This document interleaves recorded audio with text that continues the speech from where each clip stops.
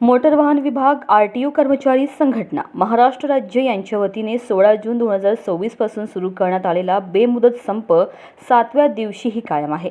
विविध प्रलंबित मागण्यांच्या पूर्ततेसाठी कर्मचारी आक्रमक भूमिका घेत असून नागपूर शहर विभागातील कर्मचाऱ्यांनी ठिय्या आंदोलन करून शासनाचे लक्ष वेधण्याचा प्रयत्न केला आहे। प्रादेशिक परिवहन कार्यालय नागपूर शहर, प्रादेशिक परिवहन कार्यालय नागपूर पूर्व तसेच उपप्रादेशिक परिवहन कार्यालय वर्धा येथील कर्मचाऱ्यांनी या आंदोलनात सहभाग नोंदवला।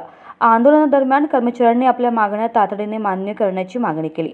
यावेळी नागपूर मोटार वाहन कर्मचारी संघटनेचे अध्यक्ष मंगेश कडू, प्रशासकीय अधिकारी प्रशांत रामटेके, गजानन राठोड, अतुल ढाकरे, रजनी नेवारे, ओम बांद्रे यांच्यासह मोठ्या संख्येने कर्मचारी उपस्थित होते। संघटनेच्या पदाधिकाऱ्यांनी स्पष्ट केलं की जोपर्यंत शासनाकडून मागण्यांबाबत सकारात्मक निर्णय घेतला जात नाही तोपर्यंत बेमुदत संप आणि आंदोलन सुरूच राहणार आहे।